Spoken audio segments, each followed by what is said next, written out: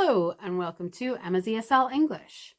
So I mentioned a few weeks ago that I've been learning about cultures, and today I want to read a little bit to you to get you thinking about how language might influence your culture. This book is a giant-sized book. Do not ever feel like you need to read it, but I will leave the details about the book in the description. For me, I really noticed how my language influences my culture when I started learning Chinese. It was a completely new way of thinking and processing the world. In this section, we're comparing a relatively new language, like English, to Zulu, which is old and also completely culturally different, of course. So let's have a read. The Zulu language has 39 words for green. I was interested in how the Zulus could build up 39 one-word concepts for green, while English has only one. And discussed this at length with a former Zulu chief who had earned a doctorate in philology at Oxford. He began by explaining why Zulus needed 39 words for green. In the days before automotive transport, that's a fancy way of saying cars, and national highways, the Zulu people would often make long treks across their savanna grasslands. There were no signposts or maps, and lengthy journeys had to be described by those who had traveled the route before. The language adapted itself to the requirements of its speakers. English copes with concepts such as contract deadlines and stock futures, but our tongue is seen as poverty-stricken and inadequately descriptive by Africans and Native Americans, whose languages abound in finely wrought, beautiful, logical descriptions of nature, causation, repetition, duration, and result. So nature, the cause of things, the repetition, repeating of things, how long things last, and what happens at the end. Give me some examples of different green words, I said to my Zulu friend. He picked up a leaf. What color is this? He asked. Green, I replied. The sun was shining. He waited until a cloud intervened. Cloud passed. What color is the leaf now? He asked. Green, I answered, already sensing my inadequacy. It isn't the same green, is it? No, it isn't. We have a different word in Zulu.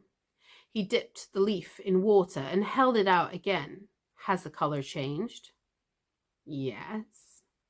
In Zulu, we have a word for green, shining, wet. The sun came out again and I needed another word, leaf green, wet, but with sunshine on it. My friend retreated 20 yards and showed me the leaf. Has the color changed again? Yes, I yelled. We have another word, he said with a smile. He went on to indicate how different Zulu greens would deal with tree leaves, bush leaves, leaves vibrating on the wind, river greens, pool greens, tree trunk greens, crocodile greens.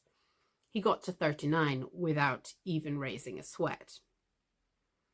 It was evident that my Zulu friend and I saw the world through different eyes.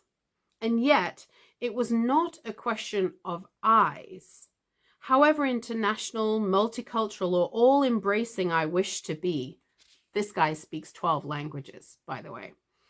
There was no way I could perceive or feel about nature the way he did, because I didn't have the language to do it with. It was not just a matter of familiarizing myself with the cultural habits, preferences, and taboos of his tribe, or even adopting his religion and philosophies. I could only experience reality as fully as he did by learning his language and escaping, in terms of descriptive ability, from the straitjacket of my own. Just as seeing with two eyes gives us stereoscopic vision and a sense of depth, thinking in two different languages gives us added dimensions of reality. A striking idea is that while French, a language very similar to English, would expand our worldview by maybe an extra 10%, a primitive language totally different from our own, with its other logic and set of assumptions, might show us things we have never dreamed of. I hope this got you thinking. Have you noticed how learning a new language gave you new ways to express yourself or to see the world? I'm really curious. I guess for me, it didn't really work. To be fair, I didn't try very hard to learn other languages, but it didn't really work when I was looking at languages that were alphabet-based. So German, French, Korean, all alphabet-based languages. Definitely, I didn't learn them deep enough to expand my awareness of the world, for sure. But even in the part that I did learn, it was very easy to think it was just going to be just translate it and you'll get it. Now, with my cultural understanding, I realize that's not quite the case.